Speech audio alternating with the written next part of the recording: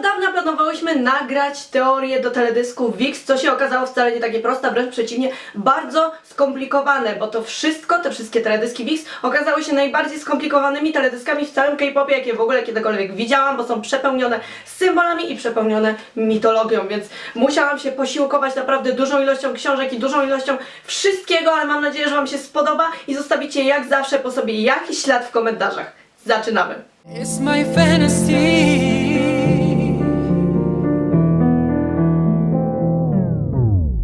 W tym filmiku zamierzam omówić trylogię oraz najnowszy teledysk VIX, czyli Shangri-La. W 2016 roku ukazało się VIX 2016 Conception, czyli trylogia, na którą składały się Zelos, Hades i Kratos. I jak możemy się domyślić, wszystko było inspirowane mitologią grecką. Cykl rozpoczął się od Dynamite, które było zainspirowane Zelosem, czyli bogiem współzawodnictwa, którego domenami było gorliwość, zazdrość, zawiść oraz poświęcenie. Następne było The Fantasy inspirowane Hadesem, czyli władcą świata podziemnego, a ostatnie zamykający ten cykl, tę całą trylogię było The Closer, inspirowane Kratosem, czyli bogiem siły fizycznej i władzy, którego domenami było siła, moc i przemoc. Myślę, że warto zacząć od VIX 2016 Conception Art Film, w którym widzimy jakby ten tok myślenia, którym powinniśmy podążać, bo widzimy scenę z zaproszeniem. To zaproszenie jest podpisane przez Zelosa, tylko pytanie brzmi, na co to zaproszenie? Zagłębiając się bardziej w ten film, możemy znaleźć kilka symboli, które będą bardzo istotne dla całej interpretacji tego cyklu. I już przy samym logo widzimy greckie Kir lub Ker, które oznacza bogini śmierci lub Fatum. W tym wideo pojawia się wiele rzeźb, m.in. Temida, która jest Tytanidą i boginią sprawiedliwości i praw. Pojawia się także Poseidon, czyli władca mórz i oceanów. Bogini wojny Atena lub Artemida, czyli bogini łowów, zwierząt, roślinności, lasów i gór. I pojawia się także Zelos, o którym już wspominałam, czyli bóg współzawodnictwa. Za to ten słoiczek, który widzimy w tym filmiku, może symbolizować właśnie to zło, które jakby po odkręceniu tego słoiczka wyleje się na cały świat.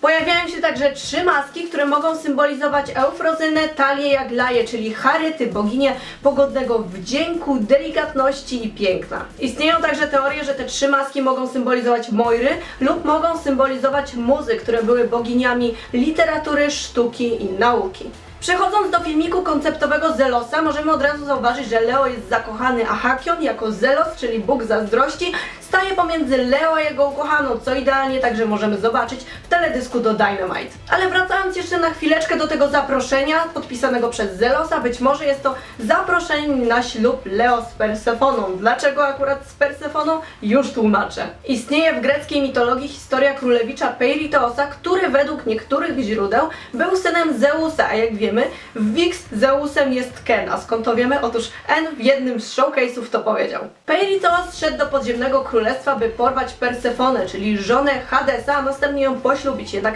nie udało mu się to i jak się okazało później, bogowie nie byli w stanie mu tego wybaczyć i nie mógł on się już nigdy stamtąd wydostać. Jest to jedna z popularniejszych teorii, jeżeli chodzi o historie zawarte w teledyskach VIX, aczkolwiek jest jeszcze druga, równie popularna i to nie jest już mit o Peiritosie, aczkolwiek jest to mit o Orfeuszu i Eurydyce. Myślę, że mit o Orfeuszu i Eurydyce jest nam dobrze znany, aczkolwiek i tak przypomnę jego treść. Pewnego dnia pasterz Aristaios spotkał Eurydykę, czyli żonę Orfeusza, i był tak zachwycony jej urodą, że zaczął ją gonić, aczkolwiek ona podczas tej ucieczki została śmiertelnie ukoszona przez żmiję. Załamany Orfeusz zdecydował się zejść do Hadesu i błagać o zwrócenie mu Eurydyki. Jego muzyka tak wzruszyła władców, czyli Hadesa i Persefonę, że zgodzili się oni na to, aczkolwiek pod jednym warunkiem. Eurydyka miała być prowadzona przez Hermesa tuż za Orfeuszem, a on z kolei nie mógł się odwrócić i nie mógł na nią spojrzeć do momentu przekroczenia granicy Królestwa Umarłych. Jednak Orfeusz nie mógł oprzeć się pokusie i już tuż przed samym wyjściem odwrócił się, spojrzał na żonę i obietnica została złamana i Eurydyka została już na zawsze w Hadesie. Ta historia jakby wydaje się bardziej prawdopodobna, szczególnie patrząc na teledysk do Fantasy i na samą postać Hermesa, którą ewidentnie w tych teledyskach odgrywa Hyok. Czy to przekazując właśnie listy, czy sam fakt posiadania samochodów The Closer, niczym po prostu posłaniec. Pewne natomiast jest to, że Hakion i Leo są ze sobą w jakiś sposób połączeni, szczególnie patrząc na to oko, które Hakion posiada na zewnętrznej stronie swojej dłoni, które przypomina oko opatrzności, czyli oko Boga. Natomiast Leo jako jedyny ma swoją dłoń zabandażowaną, czyli coś po prostu musi być na rzeczy. N próbuje cały czas stanąć pomiędzy Leo a Nayeon, bo to właśnie ona odgrywa rolę tej dziewczyny i przez cały czas próbuje mu jakoś uświadomić, że ten wybór jest zły. Lub też, co wydaje się bardzo prawdopodobne i ta teoria jest również bardzo popularna, N po prostu jest rywalem Leo, jeżeli chodzi o względy tej kobiety. Jednak Leo nie musi być tylko Orfeuszem, ponieważ w trailerze do tego konceptu mamy z nim scenę, w której widzimy wannę pełną zegarków, natomiast w tekście do Dynamite ma on następującą kwestię. I potem możemy wywnioskować, że Leo jest Chronosem, czyli bogiem czasu. Natomiast jeżeli chodzi o Raviego, to tutaj sprawa jest dość oczywista, ponieważ jest on Hadesem, czyli władcą świata podziemnego, co mogliśmy już zobaczyć w samym teaserze. Aczkolwiek zostawmy na chwilę historię Orfeusza i Eurydyki i wróćmy do historii Peiritosa, ponieważ w Dynamite wydaje mi się, że Ravi ma bardzo znaczący tekst. All mine, all mine. All mine, all mine. All mine, all mine. Maybe I'm jealous.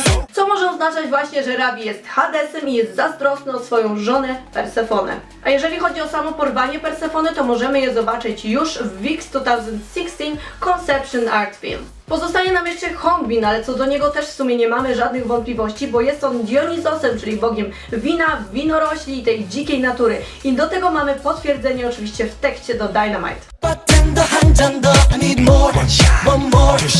Dionizos był także znany z kontroli nad ludzkimi umysłami, co jest dość logiczne, jeżeli weźmiemy pod uwagę działanie wina samego w sobie i oczywiście na to potwierdzenie także mamy w tekście.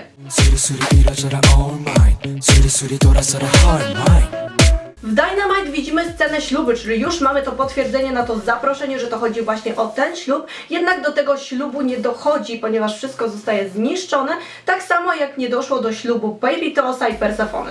Jeżeli chodzi natomiast o teledysk do Fantasy, to wydaje mi się on tutaj bardzo, ale to bardzo znaczący, ponieważ tak naprawdę w nim rozgrywa się cała ta historia, a szczególnie w drama version. Szczerze powiedziawszy, nawet jeżeli teoria, że jest to historia Orfeusza i Eurydyki jest bardziej popularna, to ja jestem bardziej skora uwierzyć w to, że jest to historia Peiritosa i Persefony, szczególnie patrząc właśnie na teledysk do Fantasy. Peiritos nie zszedł do Hadesu sam, a z Tezeuszem postanowił poprosić Hadesa, by ten po prostu odstąpił mu jego żonę, jednak władca powitał ich ucztą i poprosił, by usiedli na 2 kamiennych siedzeniach. Gdy tak się już stało, okazało się, że zostali uwięzieni i nie mogą uciec, ponieważ ta ich zuchwałość tak rozwścieczyła bogów, że byli oni torturowani przez furię. I to wszystko jest idealnie zobrazowane w tym teledysku, ponieważ widzimy tam wszystkie sceny, które znalazły się w tym micie, od wyprawy przez rzekę Styx, po tą ucztę wyprawioną przez Hadesa i tortury, których doświadczyli En i Leo oraz sam fakt, że Leo jako jedyny nie może się stamtąd wydostać. Tezeusz został uratowany przez Heraklesa, jednak Peiritos nie mógł zostać uwolniony, został w Hadesie na zawsze. W tym teledysku widzimy wiele razy bramę, która może być bezpośrednim nawiązaniem jakby do wejścia do Hadesu, a te rany, które mają En i Leo na dłoniach, mogą nawiązywać do tego, przez co musieli przejść, przepływając przez rzekę Styx. Po tym teledysku możemy wywnioskować, że En tak naprawdę jednak był rywalem Leo, jeżeli chodzi o względy tej kobiety i był też także jej prawdziwą, jedyną miłością, ponieważ tylko na niego ona patrzyła. Wydaje mi się, że teledysk do The Closer bardziej ukazuje tą historię tego mitu o Orfeuszu i Eurydyce i w tym wypadku En byłby Orfeuszem, czyli mężem Eurydyki, a Leo byłby Aristaiosem, który goni Eurydykę, ona ewidentnie tego nie chce, co widać od razu po minie Nają. Ravi oczywiście byłby Hadesem, nadal byłby Hadesem i tutaj się nic nie zmienia, ponieważ trzyma Nają, Eurydykę za rękę i nie chce jej zwrócić Orfeuszowi. To by było na tyle, jeżeli chodzi o trylogię VIX, a teraz przejdę do ich najnowszego teledysku, czyli Shangri-La. Zacznę od samego tytułu, czyli Shangri-La, bo jest to fikcyjna kraina opisana przez Jamesa Hiltona w jego powieści Zaginiony Horyzont z 1933 roku. Mieszkańcy Shangri-La są długowieczni, szczęśliwi, żyją w harmonii i oddają się kultywowaniu mądrości. Co prawda rzadko mają kontakt ze światem zewnętrznym, a ci, którzy zbłądzą i trafią do Shangri-La, nie mogą już go opuścić. Shangri-La przyjęła się w kulturze masowej jako taka orientalna, mistyczna utopia, miejsce odosobnienia intelektualnego i po prostu ucieczka przed takim jakby hałasem świata zewnętrznego. Shangri-La jest miejscem, w którym można oddać się swoim własnym myślom, swoim rozmyślaniom i stworzyć swój własny, utopijny, oryginalny świat. W teledysku VIX do Shangri-La pojawiają się także kamienie i kwiaty urodzenia, każdy przypisany do konkretnego członka. Kamienie urodzenia były popularne już w starożytności i wtedy wierzono w ich magiczne moce i to, że osoba, która je nosi, jest w jakiś sposób przez nie chroniona i były one też w wtedy łączone ze znakami zodiaku. Obecnie kojarzone są z miesiącami, każdy miesiąc ma swój własny kamień, a ten ma jakieś swoje charakterystyczne właściwości i cechy. I podobnie jeżeli chodzi o kwiaty urodzenia, każdy miesiąc ma swój własny kwiat i dla niektórych ludzi może mieć to naprawdę ogromne znaczenie w życiu. Ale przejdźmy do konkretnych członków Wix i ich symboli. Kamieniem urodzenia Hakiona jest czarna perła, która symbolizuje nieskończoną miłość, a także nadzieję w zranionym sercu mężczyzny, a perła jako taka symbolizuje czystość. Kwiatem urodzenia Ena jest wiciokrzew, który symbolizuje miłość i namiętność, a także oddanie oraz szczęście i słodkie życie. Kolejnym symbolem związanym z Enem jest brzoskwinia i w Japonii i w Chinach jest kojarzona z nieśmiertelnością i długim życiem. W starożytnej Grecji brzoskwinia była świętym owocem boga małżeństwa, czyli Hymena, i oznaczała szczęśliwy związek po ślubie, więc być może jednak mamy nawiązanie do trylogii i do mitu o Orfeuszu i Eurydyce. Kamieniem Leo jest topaz, który symbolizuje delikatność, ale także odwagę i przynosi prawdziwą miłość. Jego kwiatem jest hibiskus, który także symbolizuje delikatność oraz przynosi nieśmiertelną miłość. Na zdjęciach teaserowych kwiaty Leo są zarówno różowe, jak i fioletowe i to także ma swoje znaczenie. Różowy hibiskus oznacza przyjaźń i każdy rodzaj miłości, natomiast fioletowy oznacza wiedzę, tajemniczość i wyższą klasę społeczną. Leo w tym teledysku siedzi na złoto-czerwonej skale i wyciąga rękę w kierunku księżyca. Księżyc jest często kojarzony jako symbol kobiecości, natomiast kolor czerwony to miłość i namiętność, a złoty kojarzony jest ze słońcem, które z kolei jest uosabiane z męskością. Sam Leo w materiale z Making of przyznał, że poprzez połączenie księżyca, wody i płatków kwiatów chciał ukazać tajemniczość. Kamieniem Kena jest diament i wierzy się, że daje on siłę i odwagę oraz symbolizuje miłość, wierność, niewinność i czystość. Natomiast jego kwiatem jest miłek, który wbrew pozorom, wbrew tej swojej nazwie, może oznaczać śmierć albo utratę ukochanej osoby. Ken w tym teledysku ma również tatuaż podobny do tego oka, które znajdowało się na dłoni Hakiona, z tą że różnicą, że zamiast oka znajduje się tam kwiat. W scenie z Kenem jest ukazany również zbiornik z wodą. W Chinach woda jest kojarzona z zasadą żeńską, jeżeli chodzi o inne kultury, to tam także jest kojarzona z pierwiastkiem żeńskim, ciemną głębią i księżycem. Jeżeli chodzi o Raviego, to jego kamieniem jest ametyst, który często jest określany jako kamień par, który symbolizuje władzę, szczęście oraz czystość duchową. Wierzy się także, że kamień ten potrafi przynieść miłość w stosunku do osoby, która go ofiaruje.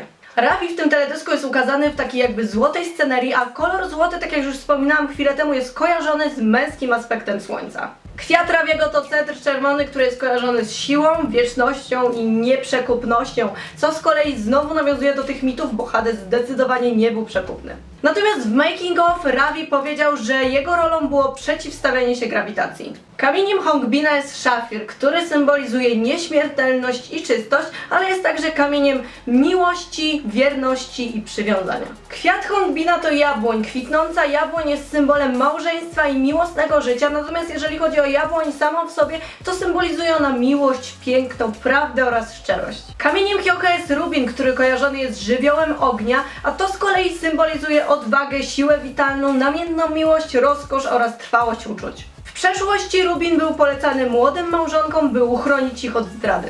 Kwiat Hyoka to lawenda, która symbolizuje spełnienie życzeń i snów o miłości, a także jest kojarzona z oddaniem i czystością. W scenie Hyoka widzimy także pawia, który może symbolizować męską seksualność, a także jest zwiastunem szczęścia. Sarna lub młody jeleń może symbolizować nowy początek albo nową miłość.